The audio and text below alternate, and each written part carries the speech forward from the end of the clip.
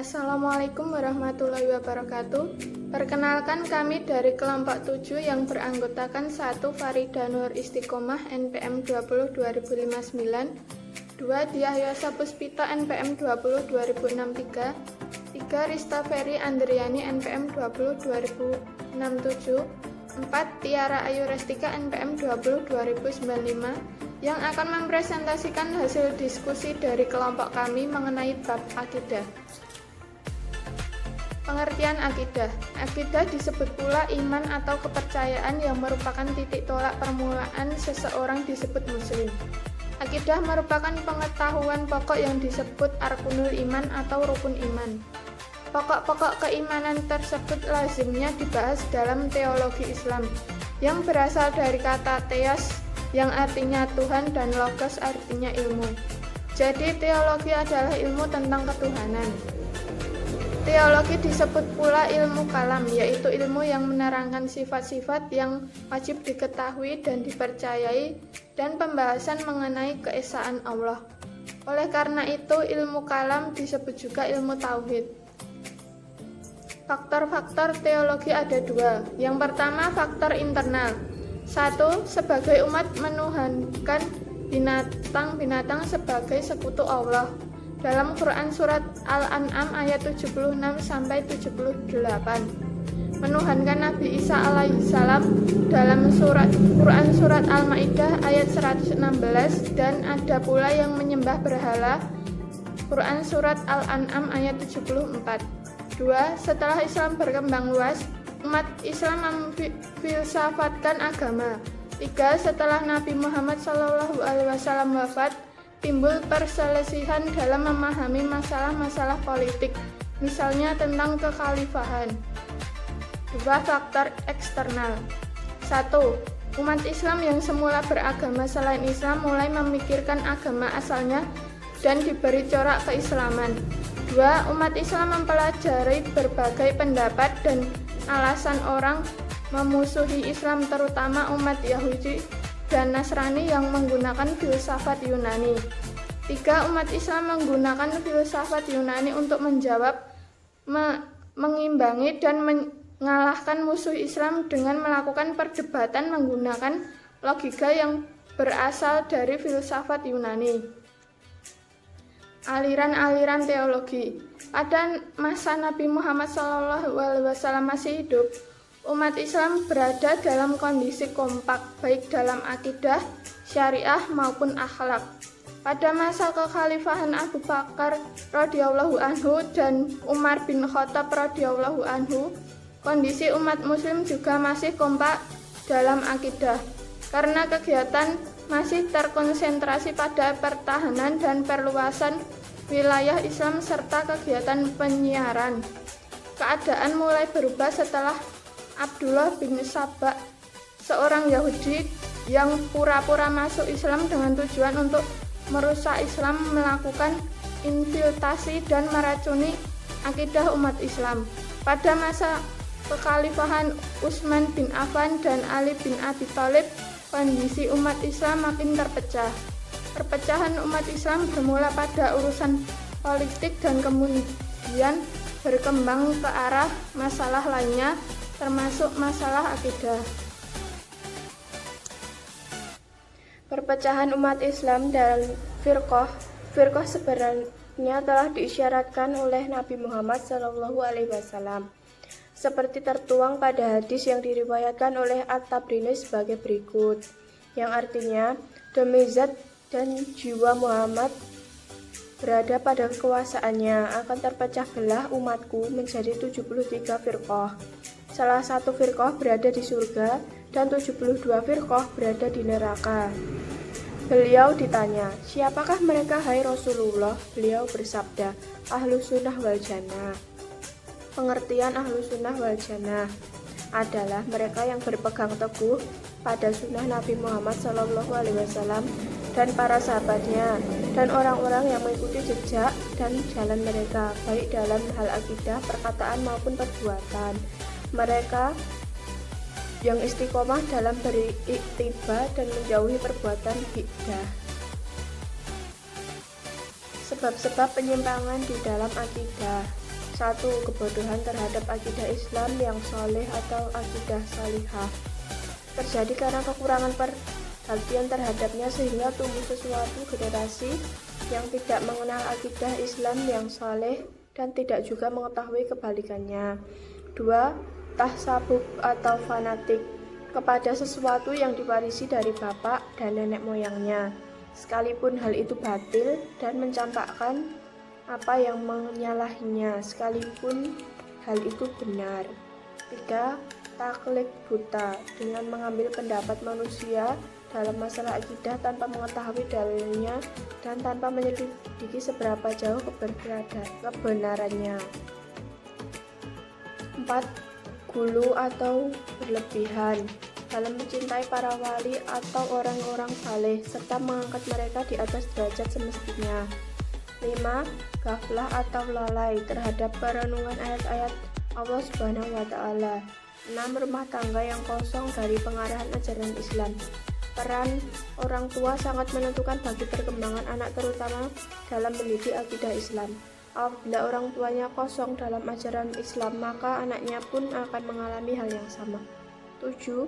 Enggaknya media pendidikan dan media informasi dalam melaksanakan tugas. Kurikulum pendidikan kebanyakan tidak memberikan khusus terhadap pendidikan agama Islam, bahkan ada yang tidak peduli sama sekali. Kelompok-kelompok menyimpang. 1. Syiah, golongan yang menjunjung Ali bin Abi Thalib radhiyallahu anhu secara berlebihan. Syiah yang semula berasal dari perjuangan politik memperebutkan kekhalifahan, kemudian berkembang menjadi masalah agama. Pokok-pokok ajaran Syiah: A. Iman bersifat alismah atau masum segala tindak lakunya. B. Muhammad al-Hanafiah bin Ali bin Abi Thalib meninggal tahun 81 H. Diberitakan gaib dan akan kembali.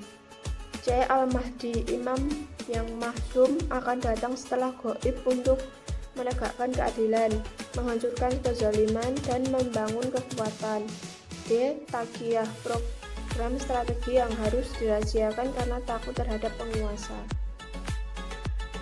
Kelompok-kelompok menyimpang yang kedua yaitu Khawarij, orang yang semula mendukung Ali bin Abi Thalib radhiyallahu anhu, namun akhirnya membencinya karena dianggap lemah menegakkan kebenaran. Khawarij artinya keluar dari jamaah. Pokok-pokok ajaran Khawarij yang pertama adalah khalifah tidak bersifat warisan tetapi dipilih secara demokratis. Yang kedua, dosa hanyalah dosa besar. Tidak ada pembagian antara dosa kecil, dosa besar, semua pendurhakaan terhadap Allah adalah dosa besar. Yang ketiga, mengamalkan perintah agama adalah bagian dari iman. Yang kelompok menyimpang yang ketiga adalah Mu'tazilah, artinya memisahkan diri atau i'tazala. Wasil bin Atha menyatakan bahwa seseorang yang berbuat dosa besar dan meninggal sebelum bertobat adalah fisik, sedangkan gurunya menyatakan tetap muslim.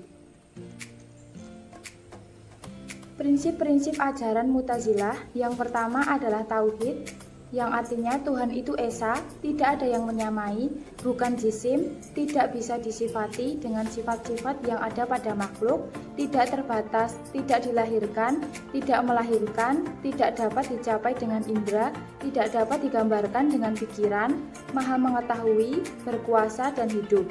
Konsep ini disebut Ahlul Adli wa Tauhid, terdapat pada Quran Surat Al-Ikhlas. Yang kedua, adil. Adil artinya keadilan berarti meletakkan tanggung jawab manusia atas perbuatannya. Tuhan tidak menghendaki keburukan, tidak menciptakan perbuatan manusia. Manusia bisa mengerjakan perintah atau larangan karena kekuasaan yang disajikan Tuhan pada dirinya. Tuhan tidak memerintah kecuali dilarangnya. Yang ketiga, janji dan ancaman. Tuhan berjanji akan memberi pahala dan mengancam akan menjatuhkan siksaan. Siapa yang berbuat baik maka akan dibalas dengan kebaikan, begitu pula sebaliknya. Yang keempat, tempat di antara dua tempat. Dosa besar selain musyrik adalah fasik, tidak mukmin, dan tidak pula kafir. Kelompok menyimpang yang terakhir adalah amar ma'ruf nahi munkar. Barang siapa berpendirian benar, maka wajib atasnya memperjuangkannya. Apabila cukup, lakukan dengan lemah lembut dan lisan, namun apabila tidak cukup, lakukan dengan menggunakan pedang. Kelompok-kelompok menyimpang yang keempat, Murji'ah, artinya maksudnya menangguhkan balasan Allah sampai akhirat nanti terhadap seseorang yang saleh atau fasik. Penilaian baik atau buruknya terserah kepada Allah. Iman adalah membenarkan dengan hati saja atau makrifat kepada Allah dengan hati, bukan pengertian lahir. Apabila seseorang beriman dengan hatinya, maka dia muslim sekalipun lisannya tidak mengucapkan syahadatain dan dia Yahudi atau Nasrani. Iman dan kufur. Iman. Pengertian hakiki tentang iman dapat diambil dari penjelasan Nabi Muhammad SAW melalui hadis yang diriwayatkan oleh Bukhari dan Muslim yang artinya sebagai berikut. Iman ialah engkau percaya atau membenarkan dan mengakui kepada Allah dan malaikatnya dan menjumpainya dengan rasul-rasulnya, dan engkau percaya dengan hari bangkit. Artinya, sesungguhnya orang-orang yang beriman adalah mereka yang apabila disebut nama Allah gemetar hatinya, dan apabila dibacakan ayat-ayatnya kepada mereka bertambah atau kuat imannya, hanya kepada Tuhan mereka bertawakal. Dalam Quran Surat Al-Anfal ayat 2. Iman terdiri atas pokok-pokok kepercayaan yang disebut arkanul iman dan ru'un iman yang terdiri atas hal-hal berikut ini: iman kepada Allah Subhanahu wa Ta'ala, iman kepada malaikat, iman kepada para rasul Allah, iman kepada kitab Allah, iman kepada hari akhir, iman kepada qada dan qadar. Kufur. Kufur adalah lawannya iman, yaitu tidak beriman kepada Allah dan Rasul-Nya, baik dengan mendustakan ataupun tidak mendustakannya. Kufur terbagi atas kufur besar dan kufur kecil. Kufur besar dapat mengeluarkan seseorang dari agama Islam, yaitu sebagai berikut. 1. Mendustakan Allah atau mendustakan kebenarannya. 2. Tidak tunduk dan jongkak terhadap Allah. 3. Meragukan Allah. 4. Berpaling dari seseruan Allah. 5. Menampakkan keimanan, sembunyikan kejahatan. Selain kufur besar, terdapat pula beberapa kekufuran kecil yang tidak menjadikan pelakunya keluar dari Islam atau yang disebut kufur amali. Kufur amali adalah dosa yang disebabkan di dalam Al-Quran dan hadis, seperti kufur nikmat dalam Quran Surat An-Nahl ayat 85. Akidah dalam kehidupan sehari-hari. Akidah merupakan fondasi seorang muslim. Ibarat sebuah bangunan, maka akidah seseorang akan menentukan bangunan Islam, baik dalam menegakkan syariah maupun dalam menampilkan akhlaknya. Agar mempunyai fondasi yang kokoh, maka diperlukan pemahaman yang tepat terhadap akidah tersebut. Akidah dibangun di atas pokok-pokok kepercayaan terhadap 6 hal lazim, disebut rukun iman, seperti tertuang dalam firman Allah dalam Quran An-Nisa ayat 136. Artinya, wahai orang-orang yang beriman, tetaplah beriman kepada Allah dan Rasul-Nya Muhammad, dan kepada kitab Al-Quran yang diturunkan kepada Rasul-Nya, serta kitab yang diturunkan sebelumnya. Barang siapa ingkar kepada Allah, malaikat-malaikatnya, kitab-kitabnya, rasul-rasulnya, dan hari kemudian, maka sungguh orang itu telah tersesat sangat jauh. Inti akidah adalah percaya dan pengakuan terhadap keesaan Allah atau yang disebut tauhid, yang merupakan landasan keimanan terhadap keimanan lainnya, seperti keimanan terhadap malaikat, rasul, kitab, hari akhir, serta qada dan qadar. Sekian presentasi dari kelompok kami. Apabila ada salah kata, kami mohon maaf. Terima kasih. Wassalamualaikum warahmatullahi wabarakatuh.